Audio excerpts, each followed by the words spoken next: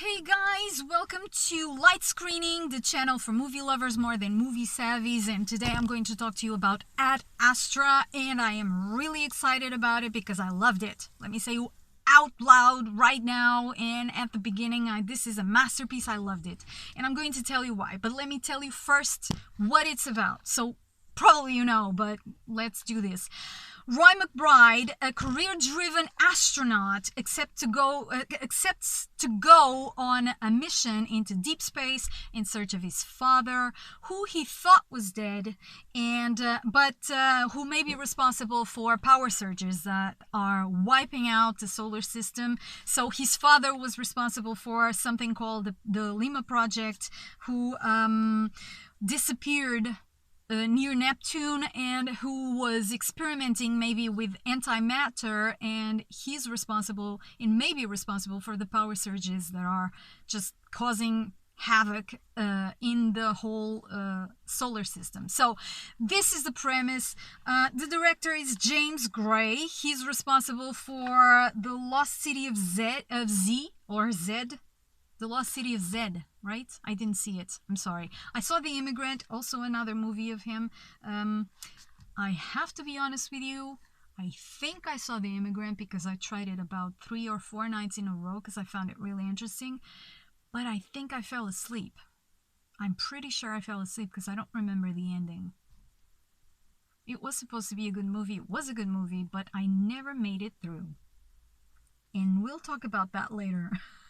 Okay. The performances are by Brad Pitt and Tommy Lee Jones, son and father. I mean, these are great performances. These are great actors. So, you know, you have good and then you have variations of good. So when you go watch a movie by these two, you know that good it is. Then you have variations of good. Right, so that's a good sign and a good introduction. Let me ramble a bit, okay?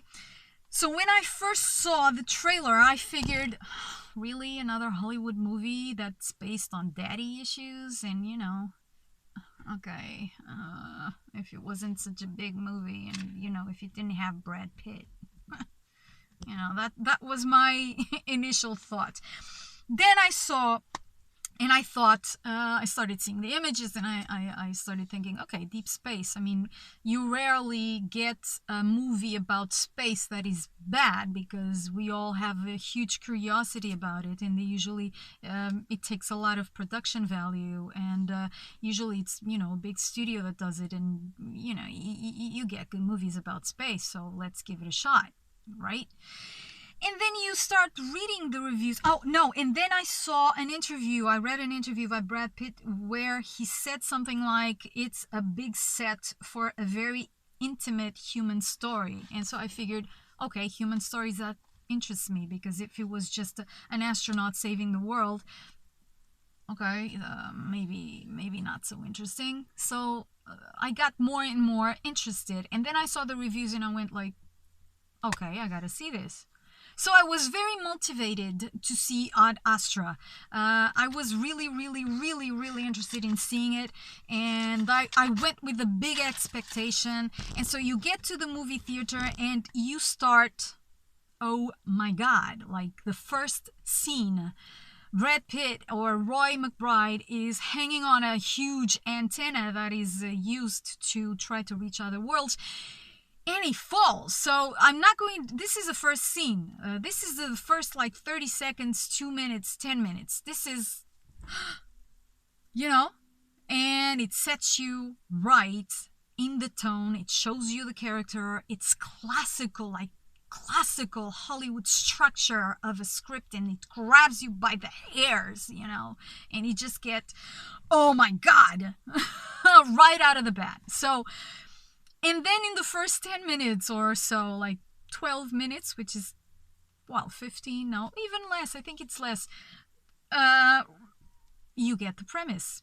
The premise is established. So I was sitting in the movie theater going, oh, wow, okay, classical structure. So that means I'm going to get entertained. I'm going to really get entertained because they are using the strategies that keep you entertained. They're going from, you know, first scene that's breathtaking to first plot point that's easily and clearly and absolutely established once you know the character, and you know the character in one scene, and you just get all the information you need about it, about him. And then you're gonna get the mid plot and the third plot, and you're just gonna. This is gonna be hugely entertaining. I mean, especially in deep space, big images and stuff, and good performances. This is gonna be great. I was so excited, and then you get the narration. There is Brad Pitt constantly telling you how he feels and what he thinks, and this gives you, you know, you have this big story outside, these big sets, this huge mission. And you have this character telling you exactly how he feels. And besides the narration, the inner voice, you also have psych evaluations that he needs to do to continue the mission, or to go from point to point in the mission. And you keep knowing what he feels and what he chooses to share, and if he's accepted or not to continue the mission. So that gives you the inner life and the outer life of this character, and you're absolutely knowing what goes on with him. And so the movie basically goes from action sequence to action sequence, just with these psych evaluations in between, and in these insights into the character. It's so much action. And breathtakingly, it's breathtaking. Each action sequence, each time that Roy McBride has to get into action is like, oh, wow, okay. And we believe that he can do that. We believe it because we established that with the first scene, that he can't do that. He can't do anything, okay? But you go from action sequence to action sequence, and you get to the third or the fourth, and you get like, really? He's gonna save the day again? Okay. But then I was sitting in the movie theater, you know, in the dark, and going, people were, you know, I look aside and people are going, like me, I was, well, regardless of being action and action and action after action, and after Roy and Roy saving the day, they're great. And I'm sitting in the movie theater going, fuck, that's life. I mean, he does what he has to do. He doesn't do more than he has to do, what he knows how to do, but that's life. I just sit it here, and this was true. I just sit it here, you know, coming from my life, and thinking, okay, brace yourself, because you got another battle coming. I had just sat in that theater, thinking about my own personal life, and thinking this, brace yourself, because you got another battle coming. Each time you have a huge personal battle, you think, I need a time to rest. If you just, universe, can you give me a time to rest? And another battle comes. And I was looking at the sequence of the action sequences, you know, and I was going, yeah, that's life. And that's exactly the purpose of this movie. And that is exactly the purpose of James Gray. And I am absolutely sure about what I'm saying. You keep seeing it, and that's life. That's an allegory of life. That's what he wants you to feel. He's always coming from a battle into another battle, okay? And that's what you need to feel, to identify with that character. There is a moment there, we identify with this. And there is a moment there that he says something like, about other characters. He has phrases like this. I'm not going to tell you many of them, obviously, because I don't want to ruin it for you, but he goes like, oh, they seem so at ease with themselves. I wonder what that is like. Because let's face it, I mean, this guy is hugely professional. He's efficient. He's great at what he does, and he has to, because he made it his purpose in life. And you become functional, and all you do is just function. You know, there comes a time in your life when you are so tired of the battles that you just function. You don't even think about it. Your heart doesn't race. Your heartbeat doesn't raise. You just function. You just do what it takes to get over it and keep going, right? We can all identify with this. And this is what James Gray does it for us. It puts you in that mindset. The performance of Brad Pitt, there's a lot being said about it. They say that he's got the same sort of tone and personality as the character of Ryan Gosling in First Man. I mean, that may be a professional, deficiency, if you will. I went with an actress. The person that was sitting next to me is an actress. She's a singer and an actress. She's not famous or anything. I wouldn't need to tell you about, or I wouldn't. It wouldn't make a difference if I told you about her, but she's an experienced actress. She did everything. She did theater, she did movies, she did soap operas, she did musicals, she did everything. And I asked her what she thought about Brad Pitt, and she said, I think that the props and the direction protected him very much. It's easy to act with the helmet on, and it's easy to make a deep expression when you cut into space, and it's easy to make a big performance when you have that character. So I think he was very protected. I agree with her. I absolutely agree with her. Hands down, she's a professional.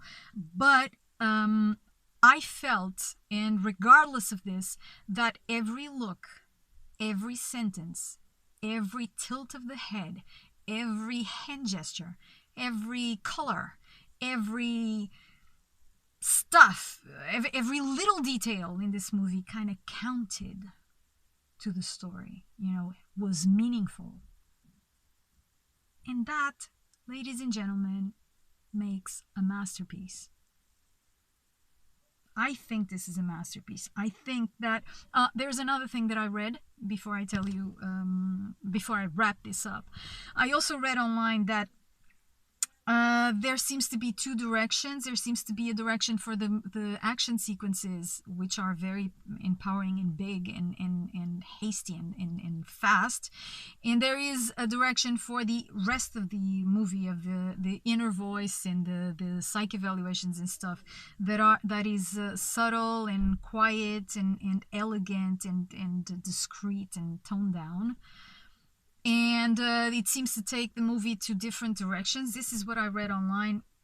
I don't think so. I mean, life is like that. I mean, you get your battles and then you get your quiet moments, your inner sort of introspective moments. Even if you run from them, when you're brushing your teeth or when you're taking a dump, you get to do these evaluations. So I don't think that there were two directions. I think that it worked as a whole. To me, it did. So there is one thing though. I'm looking at my notes. I was going to say, and I've said it, I loved it. I think it's a masterpiece. But there is one thing that you need to take to pay attention to. There is a bit of I'm going to say a Terrence Malick influence in the rhythm and the narration. There is this tone. It's a flat tone in the narration, and the rhythm indeed, takes its time. So what do I need to tell you about? What do I need to give you a heads up about? If you had a demanding week and if you're tired, try not to go see this movie at the end of that really tired week, because I loved it. But if you're tired, you may indeed, because of the tone of the narration and the sum of pacing of the whole movie, the rhythm of the movie, you may not make it. And this movie definitely deserves to be seen and deserves to be thought over and deserves to be actually seen. And so try to go when you are in the mood of seeing. It's a long movie. I didn't feel it was long, but it's almost 3 hours. So try to go when you actually are in the disposition of seeing a great movie, not just to punch clock and lose it because you are in the dark room and you're tired, okay? This is the heads up I wanted to make. I still think it's a masterpiece. I think that this is about the search of meaning. We all keep losing our lives because we are looking for something better or something bigger or something more meaningful, or because we are wasting time not dealing with our own pain without letting go of our own pain. This is all there. And what if there isn't, anything else? And what if you just need to let go of the freaking pain and just live? Because you're going to keep biologically wanting to live, and you're going to keep being functional, and you're going to keep going from battle to battle. Why? Because you have to, because that's life, because that's what we are programmed to do. So why not enjoy it? Why not enjoy it? Why not being on earth fully? Why not looking around and loving it and accepting it for what you have and what you are and what you have accomplished and what you can accomplish, and just be here 1,000,000%. I mean, we all know this, and this movie makes you think about all this. So to me, if it makes you think, if it makes you feel, it's a fabulous movie, and I loved it. And I think Brad Pitt is going to get an Oscar nomination. I'm not sure if it's this one or Once Upon a Time in Hollywood. Personally, I think that he's got a better shot with Once Upon a Time in Hollywood. It's a different character. But I think that he definitely is going to get a nomination, and then it depends on the competition whether he wins it or not. Go to the movies. Definitely see Ad Astra. Tell me what you think. Tell me if this made sense to you, if I'm seeing things that are not there. Comment, like, subscribe, say something. Thank you for watching, and go to the movies.